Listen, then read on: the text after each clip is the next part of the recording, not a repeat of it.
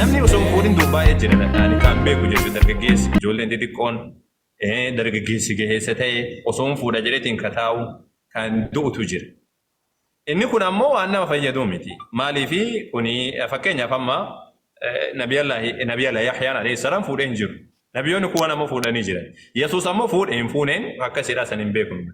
Maaliifi nuti waan Rabbiin nutti hime waan kana Nabiyyi Muhammadin alayhi salaam himame qofatti amanna malee waan biraadhaa keessa hin seenu.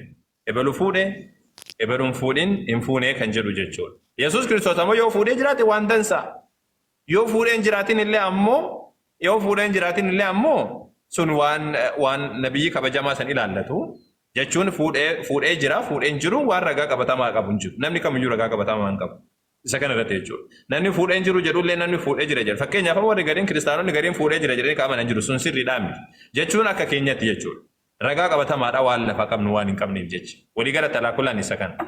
Isa kana kan jiru fuudhuu dhabuu fi fuudhuuni kun waan wal ilaallatuudha miti. Waan maaliif gaafattee ati?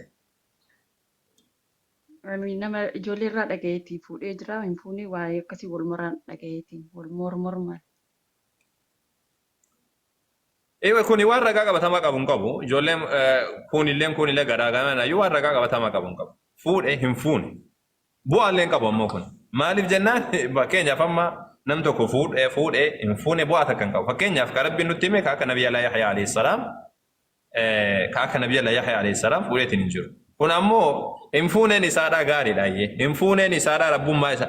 Amma kiristaanota gariitu maal jedhaa hin fuune yoo jedhanii hin fuuneen isaadhaa kuni wanni fuudhuu dhabeef jedhani. Hin fuuneen eessa jira macaafarra?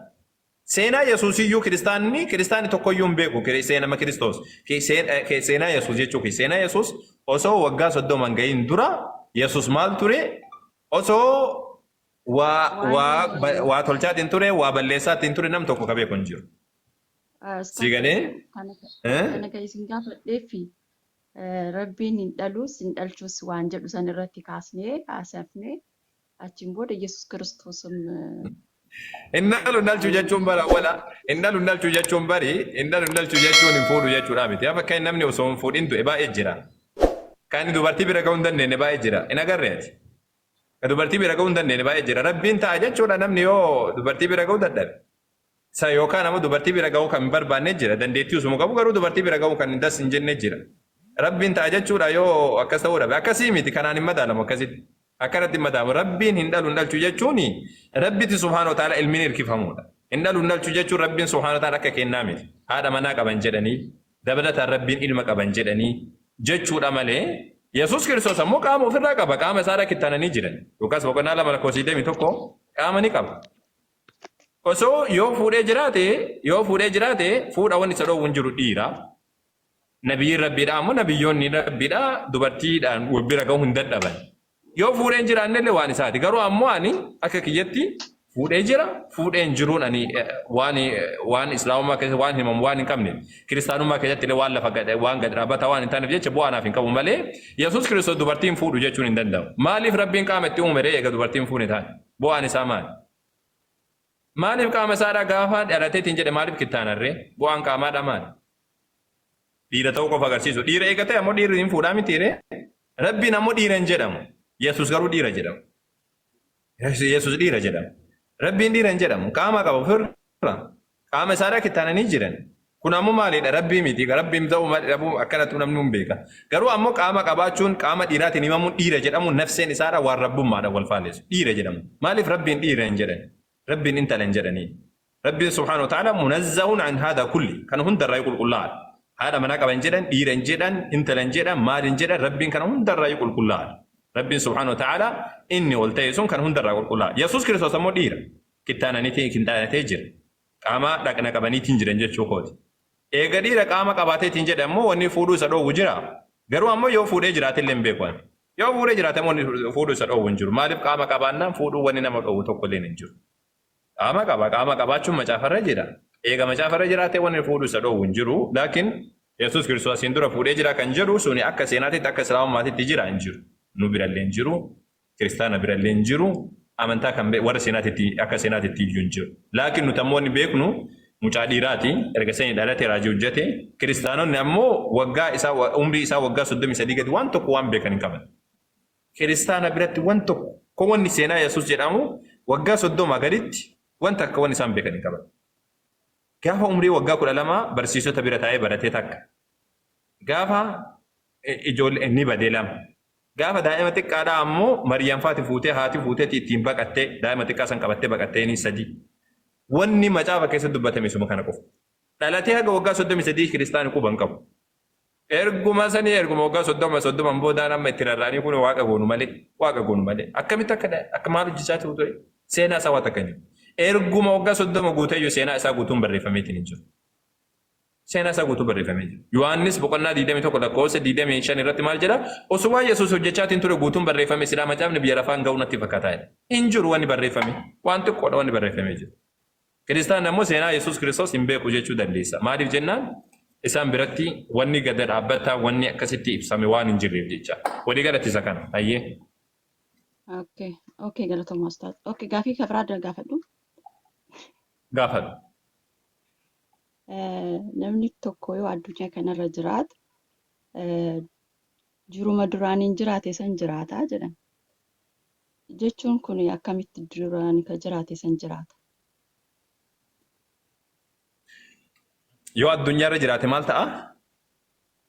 Addunyaa kanarra haga jiruma duraaniin jiraate san jiraataa jedhan. Akkamitti akkas ta'uu dha? Duruma jiraan jiraate jechuun duraan jechuun maal jechuudha sanaaf hin galle sirriitti.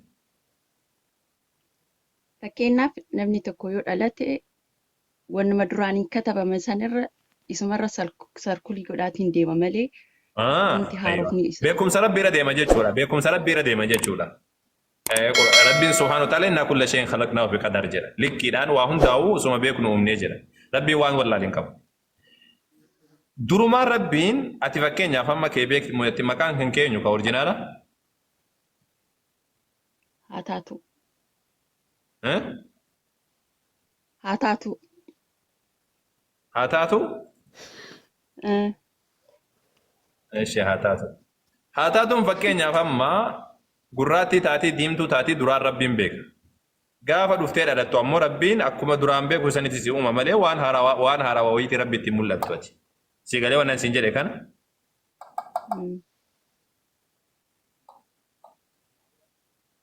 Fakkeenyaaf ati eessa jirta yoo jenne fakkeenya biyya Arabaa jirtaa jennu. Akka ati dhalattee biyya Arabaadhaa deemtu rabbiin duruma beeka. Osoo sin uumin dura yukkuu osoo uumama tokkollee uumin dura beeka rabbiin. Beekumsi isaadhaa guddaadha. Si galee? Dhagayaa jira ustaas. Eeyyoo akkas. Waliigala talaa kudha beekumsa rabbiiti kun. Rabbiin duraan beekaa jechuudha. Waama beeku sana immoo rabbiin subhaanahu wa ta'ala qalamaan barreessee qalamni barreessee jira. Loohan mahfuuz waa hunda kitaaba waa hunda rabbiin subhaanahu wa ta'ala duraan keessatti barreessee jiru. Isa sani. Inni kun ammoo macaafa keessatti diigama yoo jette macaafa keessatti hin diigamu. La.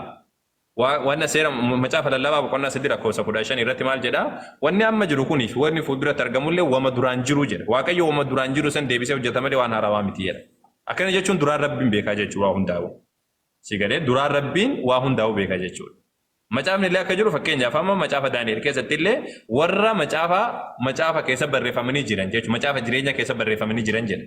Rabbiin asiin dura namoonni waa hundaa barreesseetiin geessee jira jechuudha.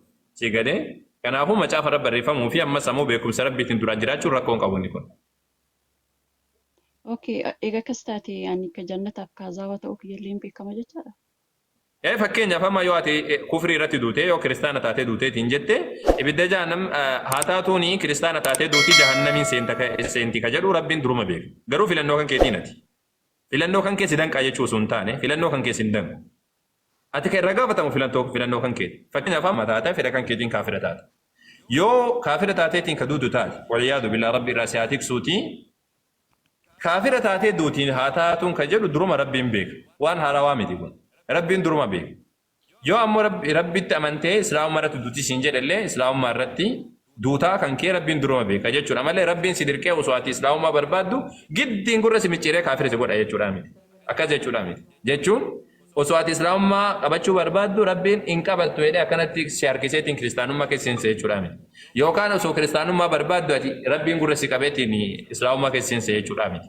Rabbiin wama ati dalagu kana be rabbiin duraan beeka. Kanumatu duraan barraa'ee jira. Wama ati dalagu kana. Garuu ammoo kun filannoo kan kee danqa lakki filannoo kan kee danqa. Filannoon kan kee ma jira. Garuu filannoon kan kee hayyama rabbiidhaan faalleessu. ati waan sirra jiru ammoo filannoo kan keeti. Filannoo kan keedhaa cal'istee yoo hojjetteetiin jette yoo rabbiif bulteetiin jette filannoo kan keeti yoo salaate yoo rabbiif bulteetiin jette rabbiin jannatti seensise. Si galee yoo ammoo rabbiin filannoo kan keetiin faallessite filannoo kan keedhaa isa saniini kan ibiddallee seentu. Filannoo kan keetirraa wanni rabbii irra si gaafatu waan barreeffamaa waan maaliidhaaf sun taane filannoo kan keetiin maal dalaydeedha. Filannoo kan keetiin maa kafarte filannoo kan keetiin maaliif rabbiin didde maa ana diddeedha. Okay. Gabraa gaafadhoo malee moo sa'aatiin qabdan? Gaafadhu takka gaafadhuuti inshaallah hin geessina. Salaata nagee jira. Okay. Ridwaan jalqaba gaafa yoomal qiyaamaa balbala jannataa kabanu Rasuul sallallahu alaihi wasallam jalaa jedhama. Urgammaatii jechuudha. Yaani warroonni amrii ta'an kunniin ka azaabaa ta'anii ka jannataa ta'anii hin beekamoo jechaadha.